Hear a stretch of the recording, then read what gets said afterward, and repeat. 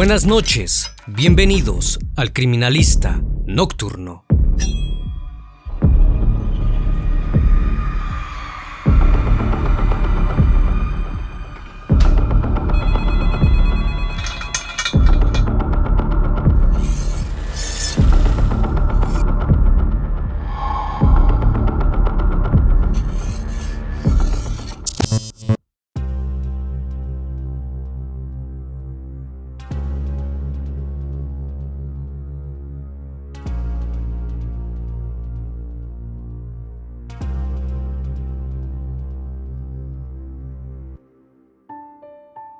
La noche del 6 de enero de 1993, Bonnie Haim llegó de su trabajo a su casa en Jacksonville, Florida, a las 7:30 de la noche. Había quedado de ir a la casa de Iben, su tía, para concluir con los preparativos del baby shower de una amiga en común. No obstante, Bonnie llamó a Iben a las 8:30 de la noche para informarle que no acudiría a verla. Estaba llorando y se le escuchaba molesta. Ella dijo que había tenido una discusión con Michael, su esposo. Su tía le preguntó si quería que la llamara más tarde, pero ella contestó que no, que le hablaría por la mañana. Esa fue la última vez que alguien tuvo contacto con Bonnie Haim, ya que al día siguiente, ni ella ni su esposo se presentaron a trabajar.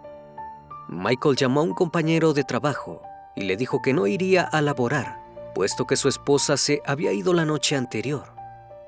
Esa misma mañana, el bolso de Bonnie fue encontrado intacto en el basurero de un motel por un trabajador de mantenimiento cerca del aeropuerto de Jacksonville, a aproximadamente 5 millas de su casa. Algo que llamó la atención es que sus tarjetas de crédito y su dinero, así como otras pertenencias, se encontraban aún dentro del bolso. Nadie imaginó que 21 años después se conocería su paradero y sería su propio hijo, que en ese entonces tenía 3 años, quien revelaría el misterio. El Criminalista Nocturno. Luego del hallazgo, el trabajador decidió llamar a la policía e informarle la situación. Minutos más tarde, el oficial que hizo presencia en el lugar llamó a Michael para preguntarle por su esposa. Él declaró que un día anterior, Bonnie se fue de la casa alrededor de las 11 de la noche. Esto luego de una discusión que tuvieron. Supuestamente cuando se percató de que su esposa no regresaba, Michael llamó a su mamá para pedirle que cuidara a Aaron, su hijo, mientras buscaba a Bonnie. Aproximadamente 45 minutos después, regresó con su madre y se llevó a su hijo de vuelta a casa, donde esperó a Bonnie hasta la mañana siguiente. A pesar de que su esposa no regresó, Michael jamás llamó a la policía. Por el contrario, decidió llamar a su empleo para reportar que no se presentaría. Esto desconcertó al oficial, quien, no convencido con su relato, se dirigió de vuelta al aeropuerto de Jacksonville, donde decidió dar un vistazo al motel para asegurarse que Bonnie no estuviera allí. Caminando por un estacionamiento, el oficial encontró el auto de la chica abandonado. Lo que de inmediato llamó la atención fue la posición del asiento del conductor. Bonnie no era muy alta y el asiento parecía estar más atrás, como si otra persona lo hubiese conducido. Su ubicación se ajustaba a alguien del tamaño de Michael. Minutos después, un grupo de detectives se hicieron presentes para examinar el auto. Revisaron durante algún tiempo el vehículo y fue así que encontraron una huella de zapato en el piso del lado del conductor. Pero esta no correspondía al de una mujer de la talla de Bonnie. La conclusión a la que llegaron las autoridades es que la huella pertenecía a la última persona que había conducido el auto. Esta era de un tipo específico de calzado deportivo, igual al que usaba Michael. Cuando la policía lo cuestionó por esto, dijo que él no tenía nada que ver con la desaparición de su esposa y que aquel hallazgo era irrelevante, pues él también había usado el auto de su esposa. El padre de la chica también expresó a la policía que la huella del zapato no tenía ningún significado. Los padres de Bonnie sabían que la pareja tenía muchos problemas y creían que su hija había decidido irse y abandonar a Michael. Eso explicaría por qué se encontró su auto cerca del aeropuerto. Además, no creía que el sujeto fuese capaz de dañar a su hija. Pero las autoridades no pensaban lo mismo. Sus sospechas pronto se centraron en Michael y figuraba como el principal sospechoso.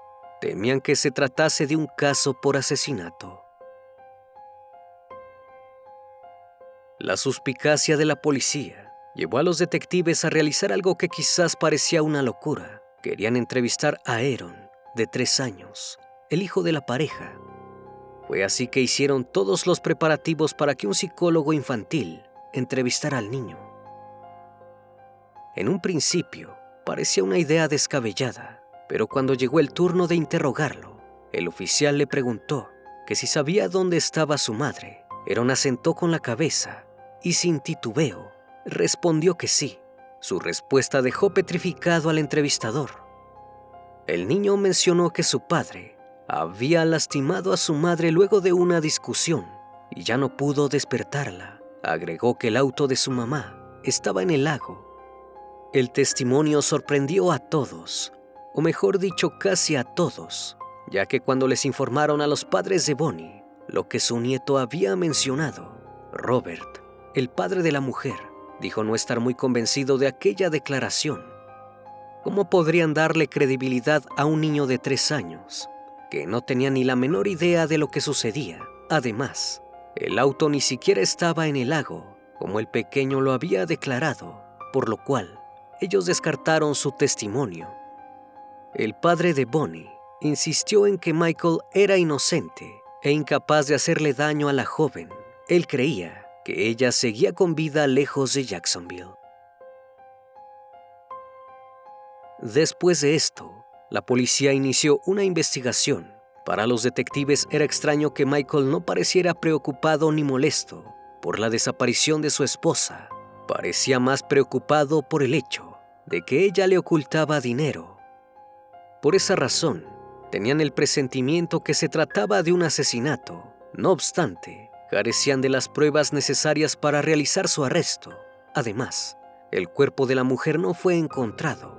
No tenía ninguna prueba física de ello, excepto el testimonio de un niño de 3 años. Como segunda hipótesis, se manejó una posible fuga por parte de Bonnie hacia su marido, ya que mantenían una relación muy tóxica y estaban al borde del divorcio. Para la familia, era lo más creíble hasta el momento, pues consideraban que Michael era incapaz de lastimar a Bonnie. Con el pasar de los días, y al no encontrar ninguna prueba concluyente, el caso se fue enfriando. El pequeño quedó al cuidado del resto de su familia, como lo fueron sus abuelos paternos y maternos, e incluso el mismo Michael. Aunque tiempo después, en 1999, Bonnie fue declarada legalmente fallecida, al no encontrar rastros de vida en algún otro lugar. Por tal motivo, se revocaron los derechos de paternidad de Michael. El niño terminó siendo adoptado por los Fraser, una familia de la cual adquirió el apellido. Los Fraser cuidaron al niño como si fuera otro integrante más, sin hacer distinción. Aaron trató de llevar una vida normal, pero había algo en su interior que provocaba el miedo a su padre biológico. No sabía de qué se trataba, pero tenía la sensación de no estar seguro con él. Estaba clínicamente deprimido y tenía trastorno de estrés postraumático debido al hecho. A comienzos del año 2000, Aaron para entonces tenía 10 años de edad. Decidió presentar una demanda por homicidio culposo contra su padre, a pesar de que los restos de Bonnie no habían sido encontrados, y demandó a su padre por $26 millones.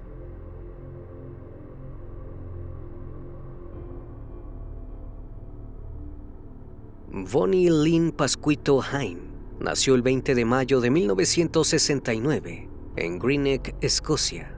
Era considerada una persona muy generosa y amigable. Michael y Bonnie trabajaban juntos en una empresa de suministros para la construcción, propiedad de la tía de Michael, Evan. Él era gerente, mientras que Bonnie mantenía las cuentas comerciales, ya que había estudiado contaduría.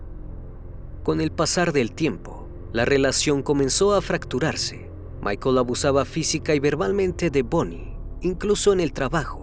En una ocasión, mientras discutían, él la tomó por el brazo y la golpeó contra la puerta. lo que provocó que a Bonnie se le rompieran las uñas. A pesar de amar a su hijo, la chica había tomado la decisión de terminar con esto y darle un cierre a su relación. Quienes conocían a Bonnie afirmaron que en los meses previos a su desaparición había estado planeando dejar a Michael y llevarse a su hijo con ella. Abrió en secreto una cuenta bancaria para ahorrar dinero para su escape, pero Michael Haim se enteró de esto, descubrió la cuenta bancaria y la obligó a cerrarla. Para ese momento él estaba furioso y Bonnie, por temor, accedió a su petición. Aunque lo hizo, todavía planeaba dejarlo, así que se le ocurrió otra idea.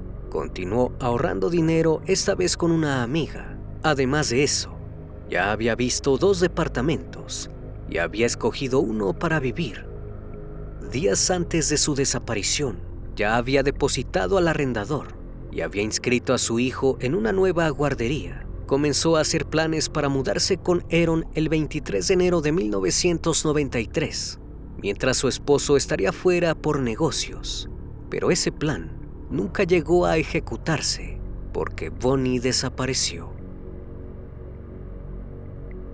5 años después de la demanda interpuesta por Aaron hacia su padre biológico, en donde dijo recordar pequeños fragmentos de cómo su padre asesinó a su madre y cómo sus abuelos ayudaron a Michael a deshacerse del cuerpo, la justicia obró a su favor y como parte del acuerdo por la demanda, Aaron recibió la casa donde anteriormente vivía con sus padres en abril de 2005. A estas alturas, el caso llegó a un final. Aaron creció intentando superar la pérdida de su madre, pero en el año 2014 ocurrió lo inimaginable. Era diciembre de 2014, cuando Aaron, dueño de un negocio de paisajismo, decidió renovar la casa de su infancia, ya que le traía muy malos recuerdos. Una fuga de agua requirió que trabajara en el patio trasero de la casa. Así que llamó a su cuñado y rentaron una excavadora para así demoler la piscina que se encontraba en la parte trasera de la casa y encontrar el problema. Además, la piscina ya tenía algunas grietas y era mejor demolerla que repararla. A un costado de ahí, Aaron decidió también cavar en un área donde había una ducha al aire libre, la cual utilizaban para limpiarse antes y después de ingresar a la piscina. De pronto, la excavadora rompió una losa de concreto. Aaron con un mazo comenzó a romperla en pedazos, hasta que se percató de una bolsa de plástico que parecía contener algo sólido. Cuando la abrió, parecía ser un coco astillado. Volteó a ver a su cuñado y le preguntó por qué alguien enterraría un coco en una bolsa. Mientras giraba el objeto, comenzó a reconocer ciertas características. Parecían las cuencas de los ojos de un cráneo. Cuando observó al suelo, logró ver una mandíbula y los dientes. El descubrimiento lo dejó en shock. Sin darse cuenta, había encontrado el cráneo de su madre. Su padre fue durante mucho tiempo el principal sospechoso, pero no había suficientes pruebas para demostrar su culpabilidad. Los restos encontrados debajo del concreto en la casa de su infancia develaban un misterio que estuvo oculto durante muchos años. Aaron sostenía en sus manos la evidencia que eventualmente conduciría al arresto de su padre. En un contrato de arrendamiento del año 2000, Michael específicamente prohibió a los inquilinos hacer jardinería o cavar en el patio trasero. Nadie sabía sus razones, pero ahora todo comenzaba a tomar forma. Después del hallazgo, el chico llamó inmediatamente a la policía, quienes a su vez llamaron a los antropólogos forenses para revelar los restos óseos encontrados en aquel lugar. Junto a los huesos se encontró un proyectil calibre 22. Lo extraño es que Michael poseía un rifle de ese tipo de calibre. Luego de algunos meses, en agosto de 2015, los resultados de las pruebas de ADN se dieron a conocer. No había más dudas. Los restos pertenecían a Bonnie Haim. Por desgracia, no se pudo determinar la causa del deceso, por lo que los forenses concluyeron que la asesinaron por medios no especificados. No obstante, hubo evidencia de lo que pudo haber ocurrido, ya que el hueso de la cadera había sido perforado por un proyectil. Los investigadores creen que aquel día 6 de enero de 1993, Bonnie le dijo a Michael que lo dejaría y se llevaría a su hijo con ella. Como Michael era muy celoso, posesivo y violento, pensó que su esposa lo engañaba. Al ver lo decidida que Bonnie estaba, no pudo soportar el hecho de que lo dejara, así que tomó el rifle y decidió terminar con su vida. Mientras esto ocurría, el pequeño Aaron de 3 años observaba toda la escena, sin entender qué sucedía. Posterior al disparo, Michael llevó el cuerpo hasta la parte trasera de la casa y comenzó a cavar en el área de la ducha para enterrar el cuerpo ahí. Una vez hecho esto, colocó concreto desecado rápido encima y finalmente puso una plataforma de madera y apiló algunos bidones de limpieza para la piscina y otros artículos para que la policía no sospechara nada. Luego del suceso, Michael ordenó la casa y la limpió con lejía para posteriormente llamar a su progenitora. Hasta este punto, no se sabe si pudo obtener ayuda de su madre, pues se pudo establecer en investigaciones anteriores que estuvieron en contacto en varias ocasiones, lo cual hace pensar que Michael no actuó solo. Además, el hecho de dejar el auto de Bonnie en el aeropuerto significó que el sujeto necesitaba a una segunda persona para conducir un vehículo secundario, pero también cabe la posibilidad de que haya tomado un taxi de regreso. Por desgracia, los investigadores no pudieron encontrar alguna evidencia para probar esto. El 24 de agosto de 2015, Michael, quien entonces vivía en Carolina del Norte, fue arrestado, acusado del asesinato de Bonnie. Fue extraditado de regreso a Jacksonville, donde dijo ser inocente de los cargos en su contra. Se declaró no culpable de asesinato en segundo grado. Se le puso en prisión preventiva a espera de su juicio, el cual después de varios retrasos, tuvo lugar el 8 de abril de 2019 en Florida. Hasta hace poco, no había suficientes pruebas para acusar a Michael y sentenciarle ante el juez, ya que el cuerpo de Bonnie no había sido localizado, pero ahora había evidencias en su contra.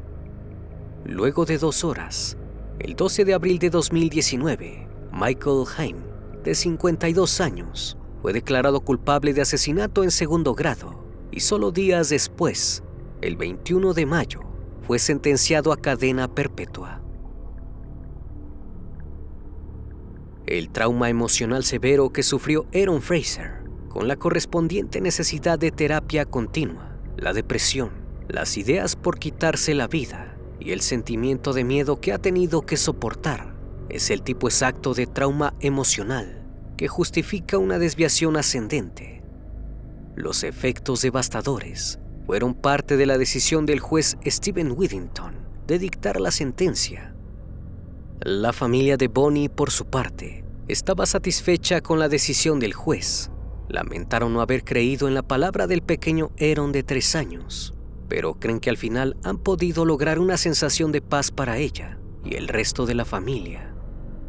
A pesar de la decisión del juez, Michael sigue declarándose inocente y en 2021 presentó una apelación, alegando que el comentario de su hijo de 3 años a un equipo de protección infantil después de la desaparición de su madre no debería haberse admitido como prueba, pues él amaba a su esposa y nunca la habría lastimado. También argumentó que el proyectil calibre 22 que se descubrió cerca del cuerpo no debería haber sido utilizado como evidencia y que su sentencia debería haber sido reducida. La apelación evidentemente fue rechazada, pues en el juicio hubo elementos suficientes para probar su culpabilidad en el hecho. Una vez más, estimado público, agradezco su compañía. Gracias por brindar un espacio de su tiempo para conocer un caso más de este canal. Si aún no estás suscrito, te hago la cordial invitación a que lo hagas y formes parte de esta gran comunidad. Esto es El Criminalista Nocturno. Hasta la próxima emisión. Buenas noches.